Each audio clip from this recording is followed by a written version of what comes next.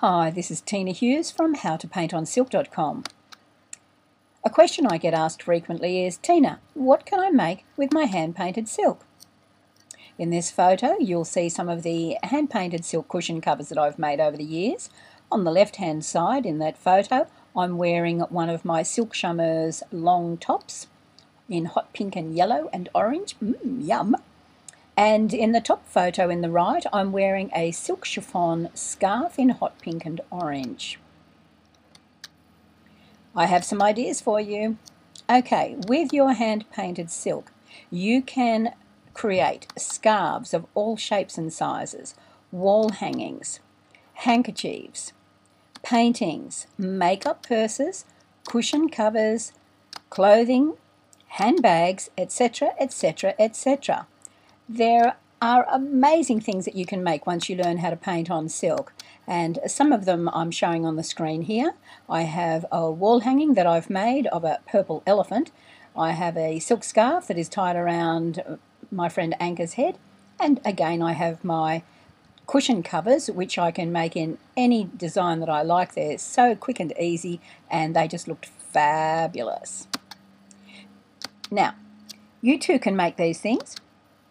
But for the absolute best results, I would like to ask you to remember these points when following my techniques. Please paint on white 100% silk. If you paint on cream or other colours, you will get a different colour result. So just remember that. If the silk is already a colour, when you add another colour, you're creating a third colour. Even if it's cream, it won't be the same as if you're painting on white. So if you know that in advance, it won't be a problem. Also, I have seen that you can buy cheap scarves in some shops for a couple of dollars. Be very careful when you're buying these, because I can tell when I touch them.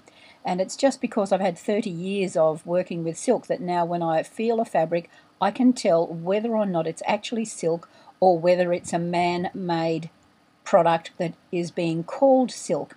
Sometimes they put incorrect labels on things for a reason, to encourage you to buy it. So if you don't get the results that you expected when you buy some of these cheap scarves, etc., then it may be that that wasn't silk that you actually painted on.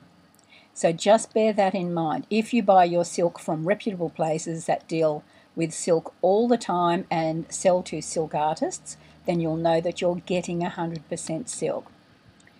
Now, I also recommend that you use professional top-name brand dyes. Over the years, I've seen some students struggle with getting the exact colours they're looking for, because when they buy the dye, it may have been mixed up or blended by someone in that particular store. Now, I'm not saying there's anything wrong with that, but quite often what's been happening is that these dyes don't end up the colour that you think you're getting, and sometimes they haven't been mixed properly and they either wash out or they don't steam set properly, or there's a problem. So just be aware of that. If you can, please use the professional top name brand dyes. Once you've painted your silk, I recommend that you steam set on the highest setting on your stove, for your bamboo steamer, for your stovetop steamer, for your stand-up steamer, whatever you've got. This is what I've been doing for many years with the best results. And of course, as we all know, every steam set dye that is made by a different manufacturer will come with different time restrictions. So please, please, please read the label and see what time is recommended by the dyes that you use. I tend to use French dyes, and I've been using French dyes now for 30 years, and I steam set them for 3 hours because that's the way I learned when I first learned how to paint on silk, and those dyes that I use recommend 3 hours. So again, it's entirely up to you to read those directions and follow them. And of course, the last thing that you need to do is practice, practice, practice. You will probably have little hiccups along the way. Something doesn't work out. You'll accidentally splash some dye onto an area that you didn't mean to. You'll have the dyes run through the gutter or the outliner when you didn't mean it to. There's all kinds of things can go wrong, but you just have to put a smile on your face, Don't feel like it's the end of the world. Don't be distressed over it. Just know that there's more silk painting in your life for years to come, and that this is just a minute little hiccup on that particular day. So don't be put off by these little hiccups when they occur.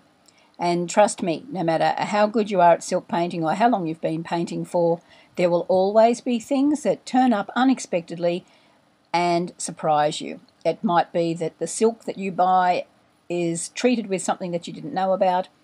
There could be many, many things. It could be that the dye that you paint with looks fabulous when you apply it. It might be green, for example, but when it's steam set and washed, it looks like blue and yellow in different parts. So there are things that can go wrong that are totally out of your control. I guess what I'm trying to say is don't freak out. Make a note of it in your silk journal that you should have beside you when you're painting each thing that you paint, and put down the brand name, the day that you used it, how you went about doing what you did, that you ended up with the result that you received, and then remember that and look at that later and see if it could, where the problem could lie. Could it be the dye? Could it be the silk? Could it have been the process? Could it have been the temperature? So all of these things will come to you naturally over the years when you continue to paint on silk. Okay, now here's my elephant again, a Maharaja that I did for an exhibition, and at the top there you can see I've sewn on some fabulous hot pink and lime green baubles that I bought in Paris on one of my trips, and they really set this off. I thoroughly enjoyed the finished product here of this elephant about to walk through the big gate and out to the green grass. Okay, I hope you have a ton of fun. This is Teena Hughes, and just remember that this is a journey. You'll be learning along the way, and if you enjoy every moment, you'll get more out of silk painting than you ever could have imagined. So, go, paint, create, be great. Cheerio for now, Teena Hughes. Bye-bye.